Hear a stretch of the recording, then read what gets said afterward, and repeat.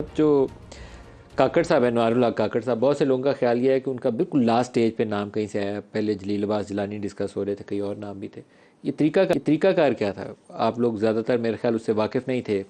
मुझे तो पता नहीं है जी, मैं उस ना कमेटी का हिस्सा था, ना ही हमारे लेवल पे कोई कंसल्टेशन थी। कंसल्टेशन लीडरशिप में हमारे साथ अपनी पार्टियों के अंदर ज़रूर हुई, लेकिन जो मेजर कंसल्टेशन अमंगस्ट लीडरशिप हो रही थी वो तो वहाँ तक थी, इसलिए हमें उस प्रोसेस का पूरी तरह पता नहीं, उस पर कमेंट नहीं किया जा सकता। जो दुबई में मियाँ साहब की मीटिंग थी और जो यहाँ शहबाज साहब का जिन लोगों से रब्ता था, एटलीस्ट इब्तदाई स्टेजेस पे काकड़ साहब नहीं थे, बिल्कुल फाइनल स्टेजेस पे मुझे ऑनेस्टली जो नाम मार्केट में घूम रहे थे ना कि ये फलाने दिया और ये फलाने दिया, उनके भी किसी ने तस्दीक करके नहीं कहा था किसी जमात की तरफ से, वो सारे भी हेर से के ऊपर ही था। सो ये कोई किसी के पास तस्दीक शुदा बात नहीं थी। ये बात, इस पे बहुत सारी बहस है कि ये नाम कब आया, कैसे आया, क्यों हुआ, इशारतन कनायतन में बहुत सारी बातें हो रही हैं। देखें, पहले नाम इसहाक डार साहब के नाम आया नून लीग की तरफ से, फिर खाकान साहब का नाम आया, फिर जलील अब्बास जिलानी का नाम से इनका शायद साहब का नाम नहीं आया। जलील अब्बास साहब का नाम हमारी तरफ से नहीं आया। जलील अब्बास लेकिन ऑलमोस्ट फाइनल थे आपकी पार्टी की तरफ से। फाइनल हमारी तरफ से होंगे नहीं होंगे, नाम नहीं आया। यस। सो मैं सिर्फ ये गुजारिश कर रहा हूँ कि डार साहब का नाम आया तो डार साहब का नाम प्राइम मिनिस्टर ने खुद कह दिया कि no, he will not be. So वो खत्म हो गया।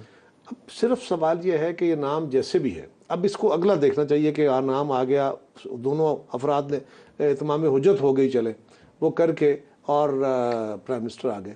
काकड़ साहब एक यंग आदमी है, पढ़े लिखे आदमी है, आर्टिकुलेट है, आपके प्रोग्राम में आपके साथ दोस्ती होगी, डिसेंट फेलो, चीज़ों को समझने वाला है, और हमें चाहिए कि हम उनके साथ उनको सपोर्ट करें।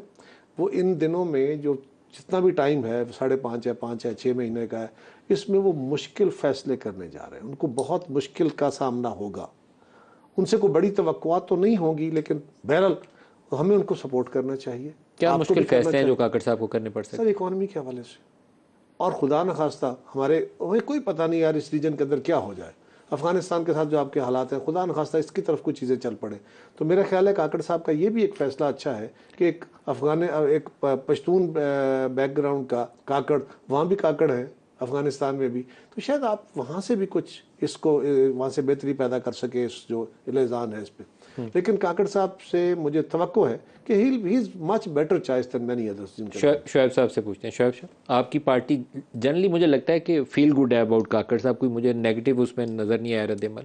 देखिए, पहली बात तो ये है कि ज़ाती तौर पर काकड़ के बारे में लोगों की राय अच्छी है, पीटीआई के लोगों की राय भी अच्छी है, इसमें कोई दूसरी राय नहीं है। लेकिन बात यह है कि स्पिरिट ऑफ द कॉन्स्टिट्यूशन तो ये था कि आपको एक अपोजिशन की वाहिद पार्टी है, उसके साथ मुशावरत करनी चाहिए थी। अगर पीपल्स पार्टी, और क्योंकि प्राइम मिनिस्टर है, कोalition गवर्नमेंट है, सारी अपनी पॉलिटिकल पार्टीज़ के साथ अगर मुशावरत हो रही है। आपके राजा साहब ने तो नाम दिया है, क्या हो गया? राजा साहब को पहचानेंगे ये?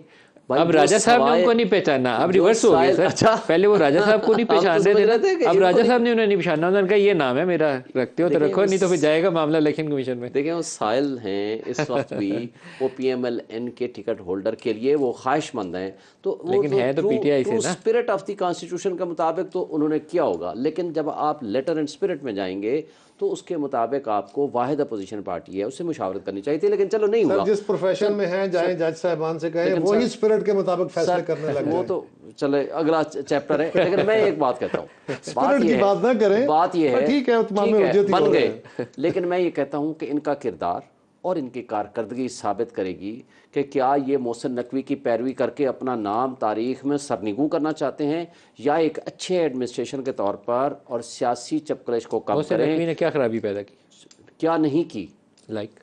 मैं ये बात कहना चाहता हूँ कि आज जबर और खौफ की फ़िज़ा जो पैदा की हुई है, जो लोगों को चादर चारदीवारी की पामाली है, कल एक 14 साल के बच्चे को 2.5 महीने बाद दोबारा गिरफ़्तार करने जाते हैं और जा करके उसके बाप का मर्डर हो जाता है, उस पर तशद्दुद करते हैं। ज़िले शाह एक स्पेशल बच्चा था, वो शहीद होता है पुलिस के हाथों में, उसको सामने तस्वीरें वीडियो मौजूद हैं, पर्चा होता है कि जी कत्ल कर दिया PTI के लोगों ने, उसमें इमरान खान को भी 302 में डाल देते हैं। 3 दिन बाद 4 दिन बाद कहते हैं नहीं एक्सीडेंट हो गया, वो एक्सीडेंट भी इमरान खान ने करा दिया, दूसरा पर्चा डाल देते हैं। और जो आज वर्कर्स को क्रश करने के लिए जिस तरह की पॉलिसी उन्होंने बनाई हुई है, सिर्फ और सिर्फ PTI के खिलाफ। अब 14 अगस्त पे मुझे बताएं, क्या पिंडी में 144 लगा दी? क्यों? कि जी PTI के लोग निकलेंगे, आज़ादी मनाएंगे, और लोगों के खिलाफ धड़ाधड़ पर्चे दे दिए कि जी सिर्फ PTI का झंडा अगर कोई लेके चलेगा पाकिस्तान के झंडे के साथ तो वो जुर्म होगा। اور اس کو پکڑ کے اندر کر دو. اور سینکڑوں ایف آئی آریں کٹیں اور لوگوں کے کاروبار بند کیے جا رہے ہیں, لوگوں کے گھروں میں چھاپے مارے جا رہے ہیں, لوگوں کو اٹھایا جا رہا ہے. کیا یہ طرز عمل ایک سیاسی اور میں اگر جمہوری پوچھ طرز لوں کہ عمل بنانے 50 کے ایف آئی آر لیے سینکڑوں کا ہے نا, 10 ایف آئی آر دکھا دیں, 10 بھی میں آپ پنڈی کو والے کی میں گزارش کرتا ہوں. دیکھیں ایک بات, محسن نقوی صاحب نے 9 مئی نہیں کرایا, وہ آپ کی اپنی چوائس تھی. یہ ضلع شاہ والا 9 اور مئی سے پہلے کے واقعات ہیں. اس کے نتیجے میں جو کچھ ہو رہا ہے وہ بھی آپ کے اپنے کرم و جرموں کا پھل ہے. اور بالکل آپ کے لیڈر نے پچھلے 10 مہینے یا 8 مہینے اس کی تیاری کی تھی, اپنے جلسوں میں, اپنی میٹنگز میں, اپنے کارنر میٹنگز میں حلف لیے تھے کہ اگر مجھے گرفتار کیا گیا تو تم نکلو گے, اور جس طرح ترکی میں احتجاج کیا اس طرح کرو گے. ترکی میں کیا ہوا چلے میں ذرا تھا, جواب کس طرح کی تیاری ہے ابھی اس کی؟ خرم صاحب پہلے. سو گزارش یہ ہے کہ ہاں ہائی ہینڈڈنس نہیں ہونی چاہیے, لیکن یہ بات طے شدہ ہے کہ 9 مئی سے ہم بچانا چاہتے تھے. ہم نے ڈائلاگ کا رستہ کھولا تھا, آپ نے ڈائلاگ کا رستہ بند کر کے قوم کو بھی برباد کیا ہے, سیاسی عمل کو بھی خراب کیا ہے, اداروں کو بھی امتحان میں ڈالا ہے. میں خرم صرف ایک صاحب جملہ جو کر دوں. الیکشن کیمپین ندیم صاحب ہے ایک وہ جملہ.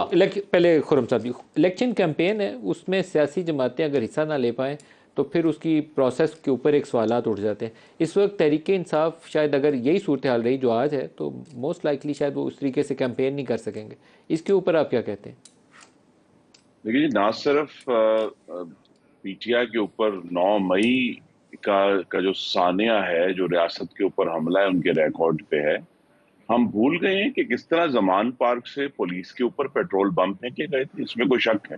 یا وہاں ان کے کارکنوں نے پولیس کی گاڑیاں پکڑ کے نہر کے اندر ڈبوئی تھیں, یا انہوں نے باہر نکل کر پولیس کو ڈنڈے مارے تھے, اور ایک دن نہیں مستقل کئی دن. لہٰذا ان کا جو ریکارڈ ہے, اور یہ وہی لوگ ہیں, لیکن ہمیں حیرانی نہیں ہونی چاہیے کہ اگر انہوں نے 9 مئی کو ریڈیو پاکستان پشاور کو آگ لگا دی پی ٹی آئی کے کارکنوں نے, تو یہ وہی کارکن ہیں جو 2014 میں بھی ڈنڈے لے کر پاکستان ٹیلی ویژن پر قابض ہوئے تھے, اور وہاں بھی انہوں نے اس 2014 میں بھی اسی طرح جس طرح پنجاب پولیس کو انہوں نے زدوکوب کیا تھا, اسلام آباد پولیس کے 150 سے زائد لوگ تھے جنہوں نے انہوں نے زدوکوب کیا تھا, اور ریکارڈ ہے ساری باتیں. تو لہٰذا اس کے باوجود, اور قاہرہ صاحب مجھ سے ایگری کریں گے کہ ہم کسی جماعت کو بین کرنے کے حق میں نہیں ہیں, لیکن اگر اس جماعت کے کارکن قانون توڑیں گے تو ان کو قانون کا سامنا کرنا پڑے گا. اگر محسن نقوی قانون پر عمل درآمد کرائے گا تو اچھا تو نہیں لگے گا, لیکن بطور جماعت ہم یہ چاہیں گے کہ تمام جماعتیں انتخاب میں حصہ لیں اور ایک لیول پلینگ فیلڈ ہو, اور اسی کے تحت جو ہے پاکستان کے عوام جس کو ووٹ دینا چاہتے ہیں وہ ووٹ دیں. لیکن اس بات کی ہم یہ سب سے بڑی توقع جو ہے وہ الیکشن کمیشن کے اوپر بھاری ذمہ داری ہے, اور اس کے بعد کاگڑ صاحب کے اوپر بھی اور محسن نقوی صاحب کے اوپر, کہ انشاءاللہ یہ جو انتخاب ہوگا وہ اس کے نتیجے میں پاکستان کے عوام جس کو ووٹ ڈالیں گے اسی کی حکومت بنے گی. یہ نہیں ہوگا کہ ووٹ کسی اور کو ڈالا اور حکومتیں کوئی اور بن جائیں.